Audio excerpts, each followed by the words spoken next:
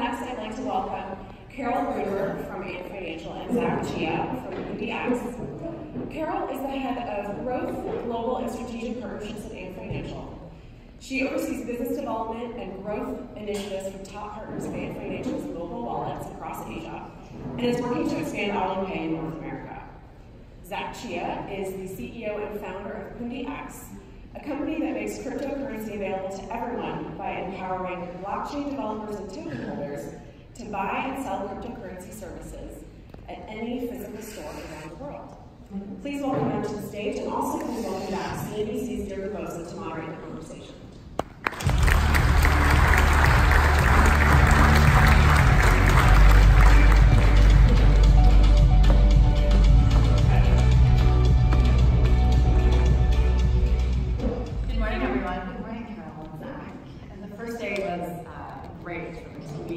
Moderating every standpoint, so I'm looking forward to today, and I'm happy I get to kick this one off. And let me start with a confession. I only moved to the US less than 3 years ago. It was the first time I've ever had to write a check. I never thought that I wouldn't be able to tap my card. So I grew up in Canada, but I spent most of my working career in China, Singapore, even in the UK. And when I moved here 3 years ago, I was shocked by a lot of things, much of the banking system. I couldn't get a credit card, even, which I never could do in China either. But it was remarkable to go from Asia over here and see the way that things worked, and to go from a society that was going towards cashless at a much quicker pace. Carol, let's start with you. How are things different in China? And tell me a little bit about how Alipay and AntFinancial came to be. Sure. So Alipay came to be in 2004 as part of really helping merchants and small business and consumers really to meet each other through Alibaba's e-commerce platform. So it was a trusted service based on really enabling kind of trust and as an ethical service to enable commerce to transpire between suppliers and consumers. And so that's where it originated. And then in 2014 is where AntFinancial, as we hear a lot about now, as AntFinancial was kind of the layer over at Alipay and a slew of services that we now have across insurance and wealth management and mobile wallets across Asia. You travel back and forth often between here and China. What is that like? Do you just leave your wallet at home when you go over to China and just bring your phone with you? So there's an article in China, I don't know, 6 months ago or so, where there were two gentlemen that tried to hold up a convenience store, and there was no cash in the register, literally. So, yeah, I mean, everything is done on mobile wallet using QR codes. Also, I just want a quick raise of hands. Who has been to China and tried to buy something? Okay, so we do have a lot of people. I can see heads shaking, saying, yes, it's crazy, right? You know where we're coming from. So, Zac, for you, in sort of the crypto world, how do you see things? How are payments different in Asia? Yeah, sure. So, yeah, it's true about Alipay, where when you go to China, I've been there many times. I've been there for a few years. So, the last time I was there, I actually forgot that I'm supposed to pay with Alipay or another payment system. So I actually took out my Visa card or MasterCard and in McDonald's, and the waitress actually looked at me. And then she had to take out the POS machine and plug it in and fire it up. So I think that's a scenario in many parts of Asia. So what we're doing is that some people know us as a crypto company, a blockchain company. But in fact, we go before blockchain, whereby we try to serve a 250 million population market in Indonesia, whereby there's about 30% bank account ownership, 10% card ownership. So only 10% of the population has either a debit or a credit card. So our objective in that market initially was to allow people to have a credit card or a bank account through a different means, maybe via a different strategy. And we found that blockchain and cryptocurrency allows us to do that. So we have a point-of-sale system and also a bank card or bank tap on-ramp crypto channels. Now, if you were here yesterday, there was a lot of talk about blockchain, and well, I think everyone is a believer in the technology. The uptake has been slower to take off. Is that what you're seeing in Asia also, or internationally? So the use cases for blockchain, there was a lot of conversations on that for sure. But it's really based on like, what is the application, and there's a slew of applications actually, use cases for blockchain. So one of the things that I find just fascinating is, for example, you can walk into a store, a Hama store, for example, in China, and you could scan a code, and you could see exactly where that cucumber or those vegetables, whatever, came from. And so you can go back to see origination of that particular product to really, product traceability using the blockchain, which is really important when you're... So that is in place? Oh, completely in place. And then you can also use it to track, there's a lot of crimes with charitable giving, for example, right? And so to also be able to use a blockchain for a use case like tracing to make sure where the money goes to the intended recipient at the end. And so, so that is definitely in place. Or also one of the things that we've done in using the blockchain is we've done the first wall-to-wall remittance. So for example, we use the blockchain to do remittance between our wallet in Hong Kong, Alipay Hong Kong, to our wallet in the Philippines, which is the GCash.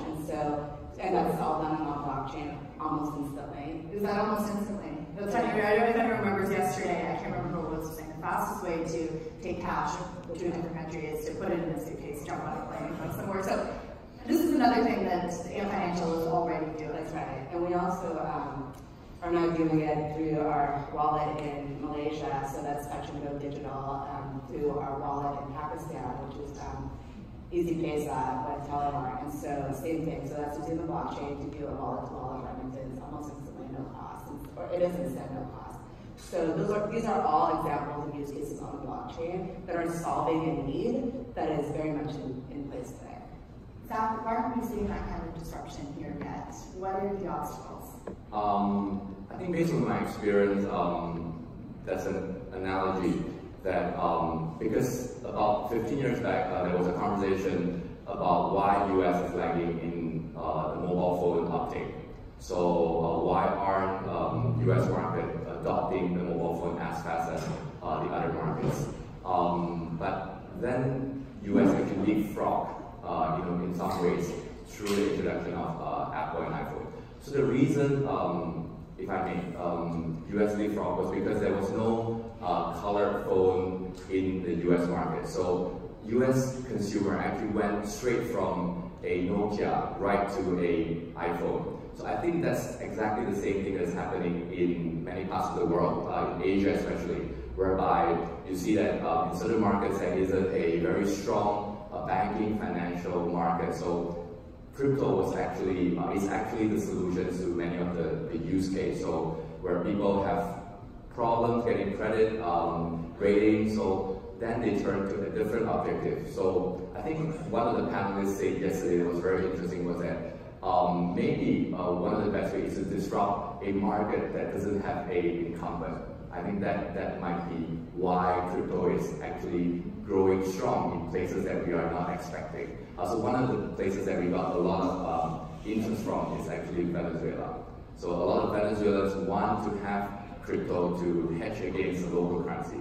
So in that place, many people are buying products so that they can have the last mile to go to a convenience store to acquire crypto or a pegged currency. So I think that's where things get very interesting, because we are essentially not replacing anyone. We are, just arriving and giving the first service to the people. So when we talk about a crypto winter and we look at the prices of cryptocurrencies, does that miss the point somewhat? Is that what you're saying? Is that it is proving its use case, just maybe not here and not in the ways that investors sometimes like to look at?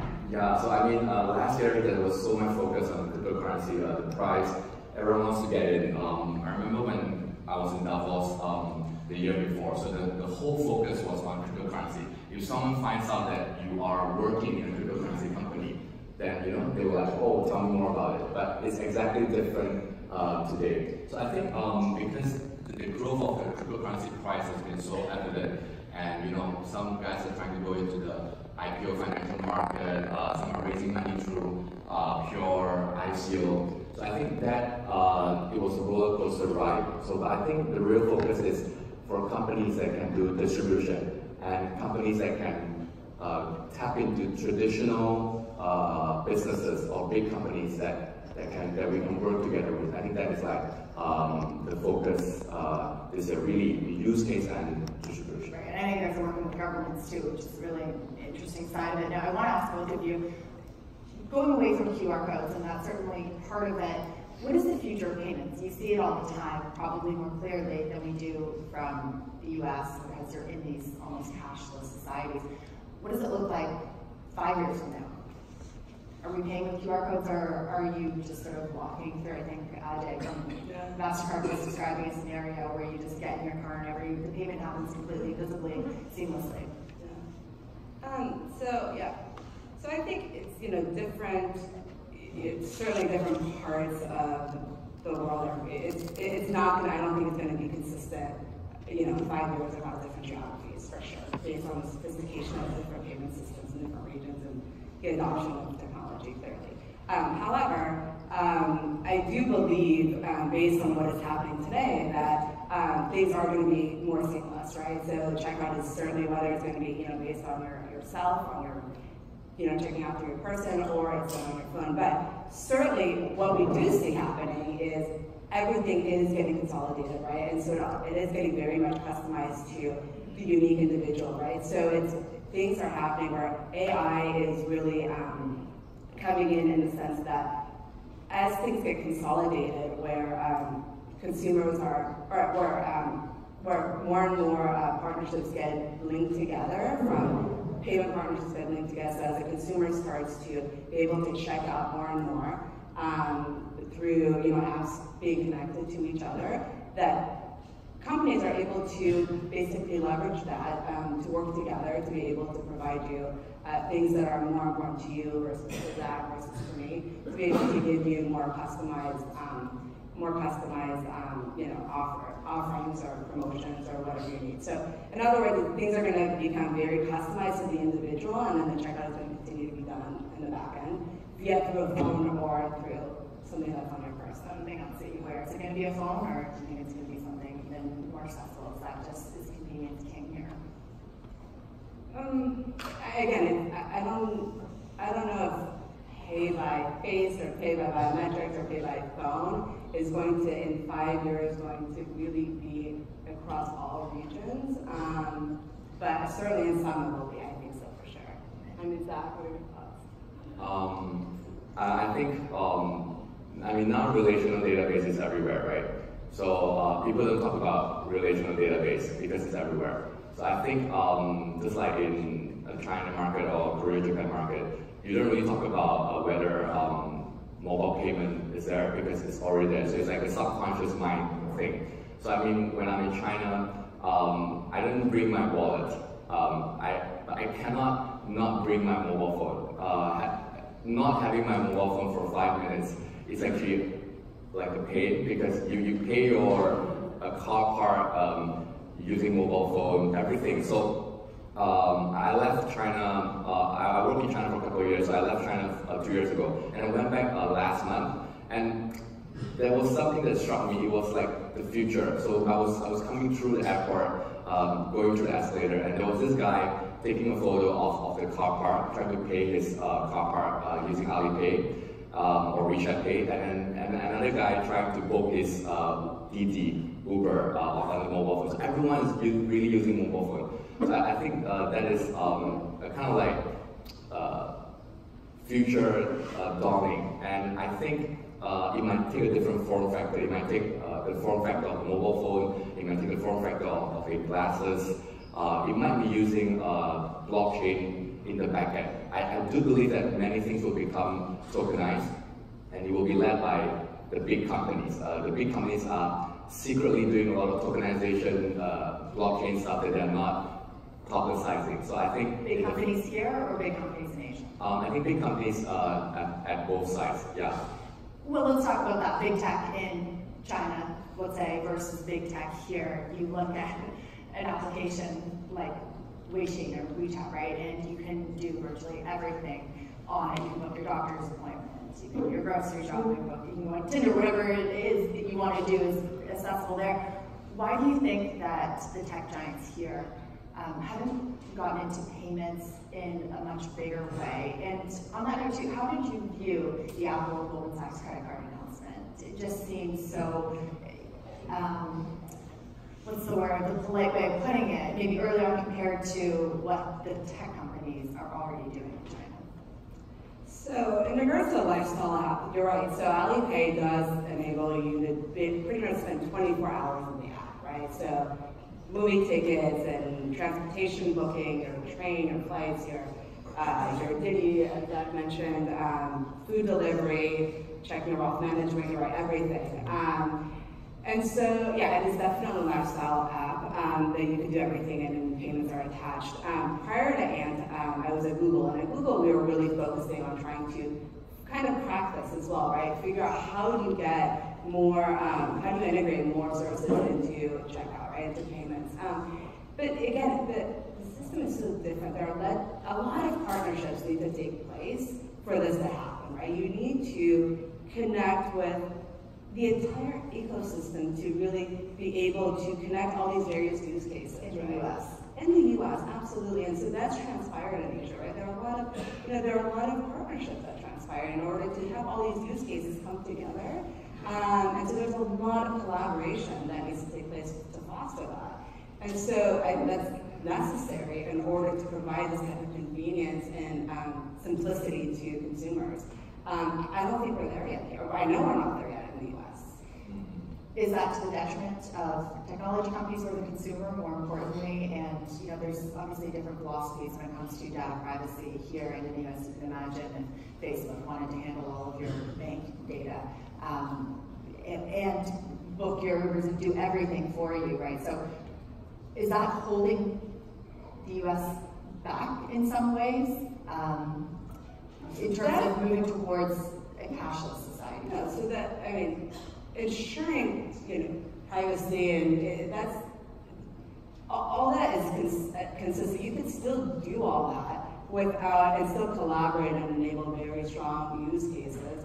And that's through everything that's tokenized and secure, and you don't necessarily need the sharing of information to be able to collaborate on some very sophisticated use cases to provide convenience to consumers to be able to transact all through one place. Okay, Doc, what do you think? Is privacy, that's not the differentiator? Are the apps in China as secure as the system is here? I think I read the magazine when I was flying there. So I think one of the discussion about EU is that they're not technology friendly as US, because there's like penalties for certain big companies there for violating data privacy. So I think it's speed and stability. It's a compromise between speed and stability. So I think as a more mature market, you want more stability. As in, like, if you have a family, you are an older person, you want more stability. And I think for the Asian market, the China market in specific, the focus is more towards speed than stability. In fact, you can actually see that in software design philosophy. So I used to work in a Norwegian Scandinavian company. So Scandinavian companies are more focused on stability. So the software lifecycle is just longer. So it takes a longer time to release the software. But in China, the joke is that you start writing your software development document when you start coding. It's like, oh, I'm coding and I start writing. But I mean, it's an extreme anecdote. But I think in developing market, the need to move faster, the catching up demand is actually higher. So I think that allows companies to move faster. And of course, when there's a type of company moving very fast, there will be several that are left behind because of security problems and stability. But I think there are companies that really move forward and also faster beyond the competitors. I think that is kind of like the software philosophy to move fast, break fast, a little bit like what Facebook has followed for good or for right. And just the backlash, right? Do you think that there will be any backlash in China? I know sometimes it's a trade-off between convenience and security, right? It's another way of sort of talking about this speed dilemma.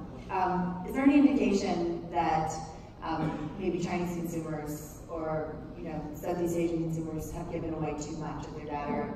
So I just want to be clear. So from our perspective, like users' security is paramount, absolutely paramount. So and so that is something that So there is no trade-off. I mean, when it comes to financial information, that's something incredibly sensitive, right? And so there is, there's no tolerance for. Certainly, like we have to be fast and agile to ensure that we're building the things that consumers want. At the same time, there's financial information, and I think that's a good point, right? Because when we talk about QR codes versus cards, right? Actually, excellent point. Yeah. So QR codes are incredibly secure. So much. I mean, the QR codes are actually dynamic in that they change every 60 seconds. Unlike a credit card, that is a static number that's out there and it could be glitched, right? Whereas QR code is dynamic. Every 60 seconds it changes. So if someone gets that, it's gone. It can't be used. It's gone in 60 seconds. So that's a really good point. I think the misnomer is that it's actually less secure. Indeed, it's actually a lot more sophisticated and a lot more secure. Right? So I want to talk about AntFinancial's ambitions. They exist here in the U.S. Certainly they exist on some level, but there's some debate. We were talking earlier how Chinese tourists who don't have a Chinese bank account are able to use their Alipay accounts all over the U.S. Travel to New York the subway or taxi system yesterday, use them down at Fisherman's Wharf. Do you guys talk about opening that up and making that available to people with U.S. bank accounts? Yeah, I mean, our focus is there are 200,000 locations in the U.S. that accept Alipay. Like system or taxis, there are a slew of locations. But it's, right now, our goal is to enable Chinese consumers, Alipay consumers, to be able to transact anywhere they want to travel in the same way they do in China. And so that's what we're focused on. So there was a lot of talk yesterday about the question. Yeah, the question is, do you think about opening that up to, especially if the majority of people here are using cards, not QR codes, and this is a more secure way, doesn't it seem, why not open it up and bring in this massive market? Yeah, so there's been a lot of people have said, hey, aren't you guys going to, or we'd like to have you, but it kind of makes sense, and right now that's not what we're looking at. Who knows what the future brings, that's not what we're looking at right now. Greg Arlinghouse of Ripple actually yesterday said that you guys are absolutely focused here, and imply a little bit of world domination in there. Is it the regulations that would be, and the environment right now, particularly during the Trump administration? You take a look, I know you say that you're not thinking about it right now, but you guys tried to acquire MoneyGram, remember? And the environment wasn't right for it. So you may not be able to tell me particularly about your ambitions, but what are some of the things that AntFinancial thinks about? Yeah, so I don't know if we as a technology company, the focus really is we have partnerships with 250 financial institutions around the world. And so we really do believe in collaboration and connecting with different institutions. Our focus right now is we've opened up our technical capabilities to help other financial institutions to really be able to benefit from some of the technical capabilities that we have. That is our focus, and so it's enabling our existing consumers. We have 700 million consumers in China. We have 1 billion consumers globally through our 9 other mobile wallets that we have outside of China. And also we have incredible technical capabilities. And we've opened up our APIs to financial institutions, and we're helping them in China to augment their capabilities. That's our focus. And that's really what we're doing right now. Zac, let me get your thoughts. Do you think that the U.S. market is necessary for an AntFinancial, even though they may have 1 billion customers outside, or 1 billion accounts outside? Do you need to be here in the U.S. market? So when I'm in China, I realized that there's so many things in AntFinancial products at Alipay.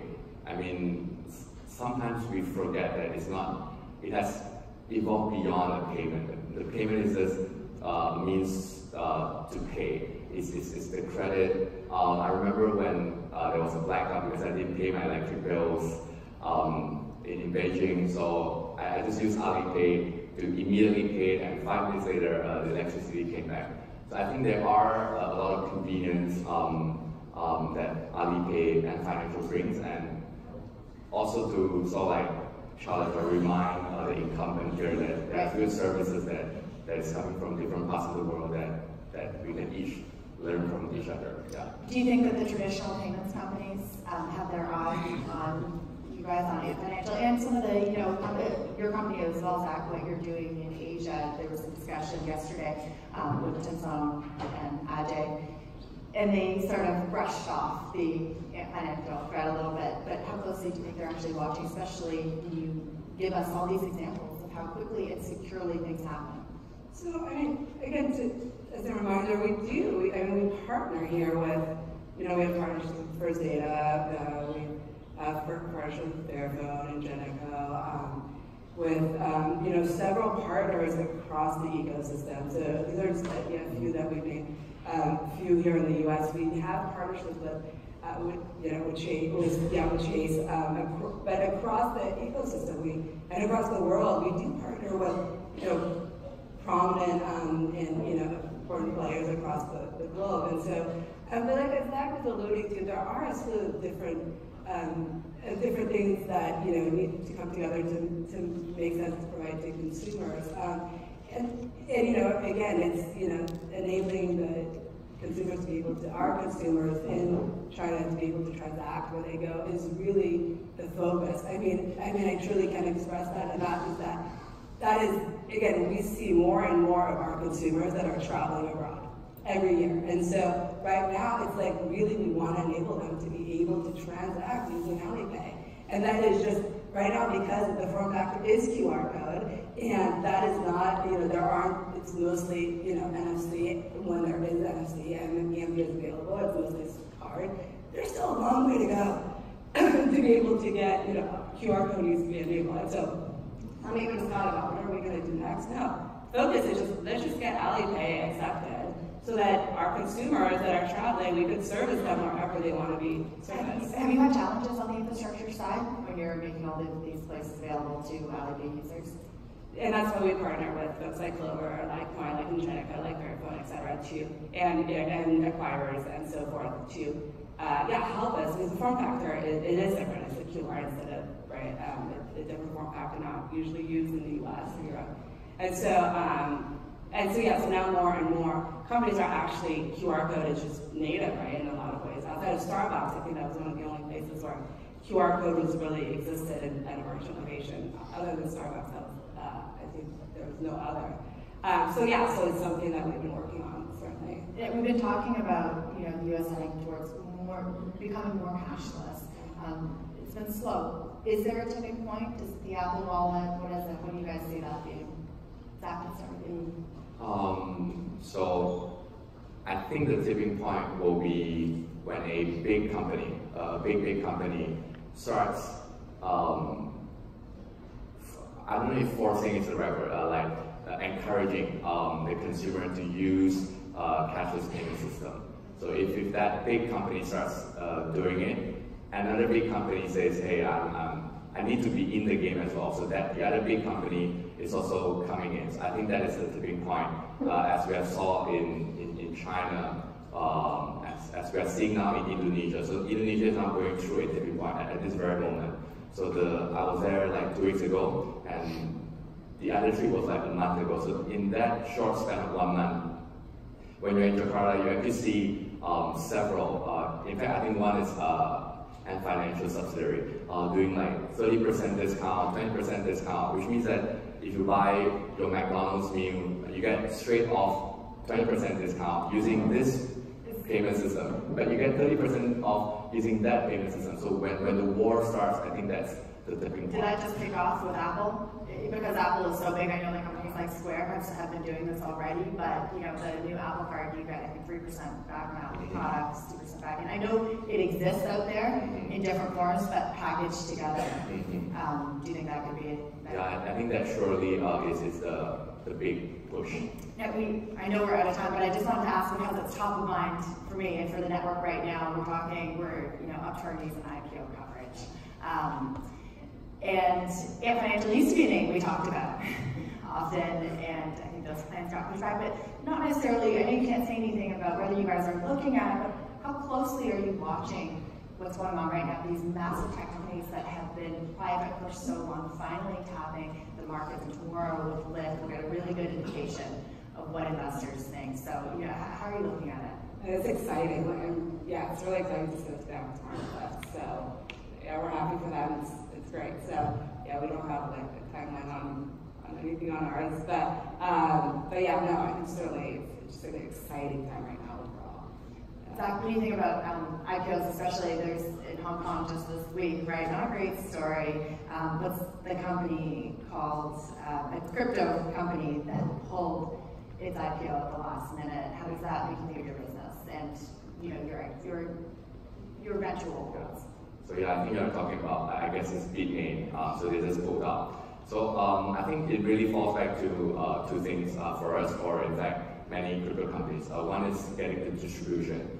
Second is getting the real use case. So my hope, and I believe, I don't know, in 3 years time, 5 years time, we'll be seeing many big blockchain companies IPOing, so like marrying the traditional financial market with the blockchain company. So I think that's what we hope, and I think it will be proven through a real use case and distribution, not just hype. Yeah. Got it. Well, please help me in thanking Carol and